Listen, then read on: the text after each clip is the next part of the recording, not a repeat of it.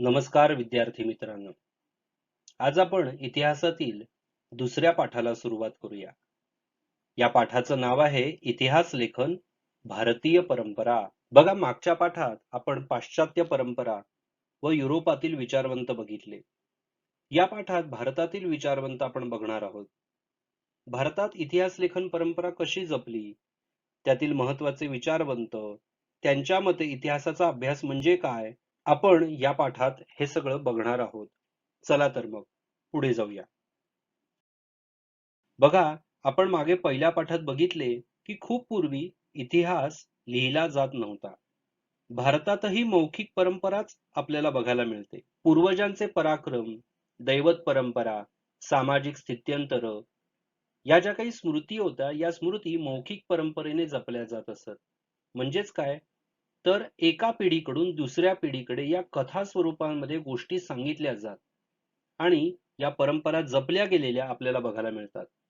या नंतरच्या काळामध्ये हडप्पा संस्कृतीचा शोध लागल्यानंतर आणि आता हडप्पा संस्कृतीचा अभ्यास केल्यानंतर एक गोष्ट लक्षात आली आहे की भारतात साधारण 3000 वर्षांपूर्वी लेखन कला अवगत होती.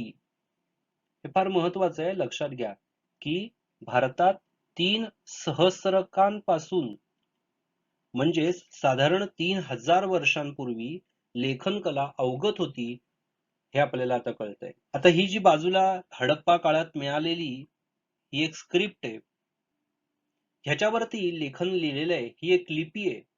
पण हडप्पा काळातली लिपी अजून आपल्याला वाचण्यात यश आलेलं नाहीये. ज्या दिवशी हे यश येईल त्यावेळेला आपल्याला हडप्पा संस्कृतीचा एक नव्याने अजून वेगळा आयाम बघायला मिळेल.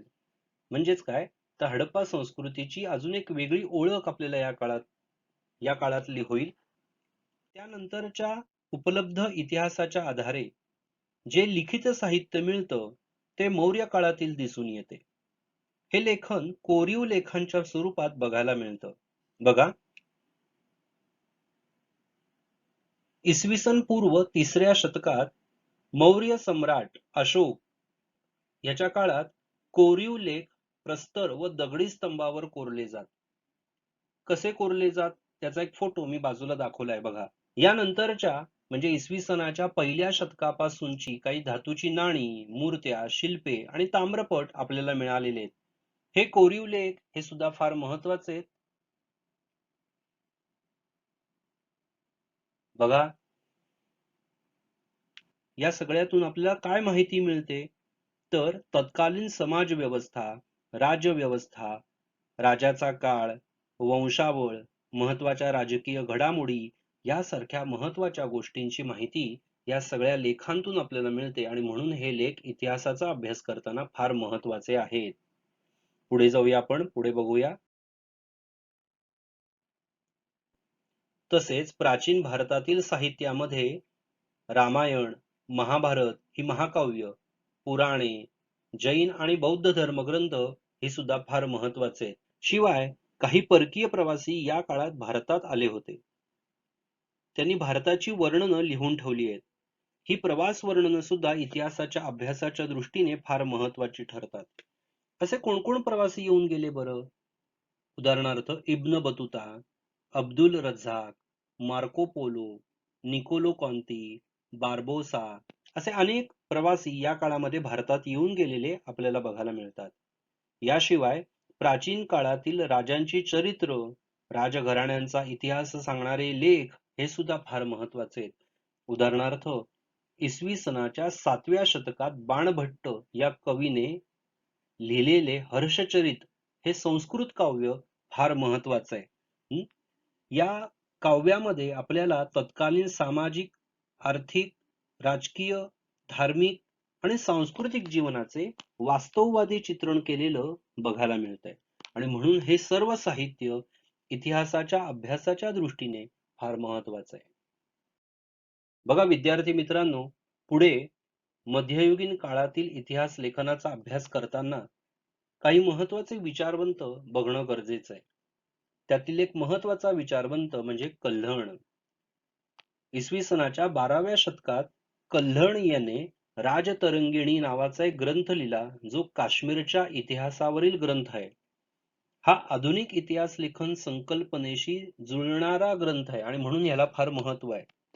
या ग्रंथामध्ये आपल्याला कोरीव लेख, नाणी, प्राचीन वास्तूंचे आणि वस्तूंचे अवशेष, राजकुलांच्या अधिकृत नोंदी, स्थानिक परंपरा, अनेक साधनांचा चिकित्सक अभ्यास करून हा ग्रंथ रचलाय असं स्वतः कल्हण म्हणतो आणि म्हणून हा फार महत्वाचा ग्रंथ आहे.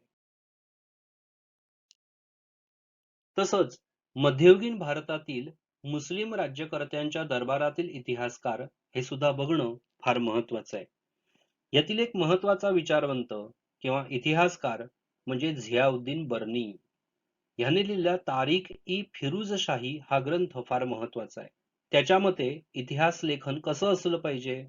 बघा, इतिहासकाराने फक्त राज्यकर्त्यांच्या पराक्रमाचे आणि कल्याणकारी धोरणाचे वर्णन करून संपत नाही, तर राज्यकर्त्यांच्या दोषांचे आणि चुकीच्या धोरणांचे चिकित्सक विवेचन करायला हवे, असं बर्नी म्हणतोय. थोडक्यात बर्नी याचं काय म्हणणं आहे की इतिहासकाराने इतिहास लिहिताना तटस्थपणे लिहिला पाहिजे, म्हणजे उगाच कोणाची चुकीची बाजू सुद्धा मांडू नये आणि उगाच कोणाची खूप खुशामतही करू नये, असं बर्नी याने म्हटलेलं आहे. याशिवाय बर्नी याचं म्हणणं असं आहे की संबंधित काळातील विद्वान व्यक्ती, अभ्यासक, साहित्यिक, संत यांचा सांस्कृतिक जीवनावरील प्रभाव लक्षात घ्यायला पाहिजे आणि त्याच्या नोंदी सुद्धा आपण इतिहासात करून ठेवल्या पाहिजेत. याखेरीज या काळात अनेक इतिहासकारांनी भारताचा इतिहास लिहिलेला बघायला मिळतो. तसेच मुघल साम्राज्याचा संस्थापक बाबर याचे आत्मचरित्र सुद्धा फार महत्वाचं आहे. त्याच्या आत्मचरित्राचे नाव आहे तुझुक ई बाबरी. या ग्रंथामध्ये आपल्याला युद्धाची वर्णनं, प्रवासाची वर्णनं, त्याने बघितलेल्या वेगवेगळ्या शहरांची वर्णनं, तिकडची अर्थव्यवस्था, समाजातले रीतिरिवाज, वनस्पती सृष्टी याच्या नोंदी नोंदवलेल्या आहेत आणि ह्या सगळ्याचा अभ्यास फार महत्वाचा ठरतो आणि म्हणून तुझुकी बाबरी हा ग्रंथ सुद्धा इतिहासाच्या दृष्टीने खूप महत्वाचा आहे.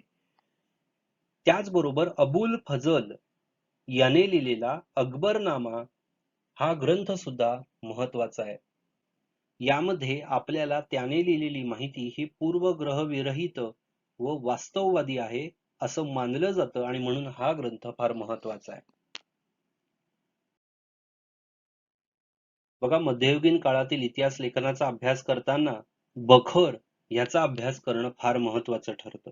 हा एक वेगळा आणि अत्यंत महत्वाचा साहित्य प्रकार आहे. मग बखर म्हणजे काय? आपल्याला शूरवीरांचे गुणगान, ऐतिहासिक घडामोडी, लढाया, थोर पुरुषांची चरित्रे याविषयीची माहिती बखरीत वाचायला मिळते. पण बखर या शब्दाचा अर्थ काय? तर त्याचा अर्थ असा आहे की बातमी, खबर, हकीकत. खबर या शब्दापासून बखर असा शब्द झाला असावा असा काही इतिहासकारांचा अंदाज आहे. पण प्रसिद्ध इतिहासकार वी. राजवाडे यांना मात्र हे मान्य नाही. त्यांचं म्हणणं असं आहे की बख म्हणजे बोलणे किंवा बकणे या शब्दापासून मराठीत हा शब्द आला असावा असं वी. राजवाडे असं म्हणतात. मराठीतील काही प्रसिद्ध बखरी आहेत. सभासद बखर, शिवछत्रपतींची 91 कलमी बखर, भाऊसाहेबांची बखर, पानिपतची बखर, होळकरांची बखर, अशा अनेक बखरी आहेत आणि या बखरींमधून आपल्याला तत्कालीन इतिहासाचा अभ्यास करायला मिळतो. चला तर मग विद्यार्थी मित्रांनो, आज आपण इथेच थांबूया. भारतातील आधुनिक काळातील इतिहास लेखन आणि ब्रिटिश काळ आपण पुढच्या व्हिडिओमध्ये बघूया. तुम्हाला माझा हा व्हिडिओ जर का आवडला असेल तर याला लाईक करा आणि माझ्या चॅनलला सबस्क्राईब करा. जास्तीत जास्त विद्यार्थ्यांपर्यंत, तुमच्या मित्रमैत्रिणींपर्यंत हा माझा व्हिडिओ तुम्ही पोचवा. धन्यवाद.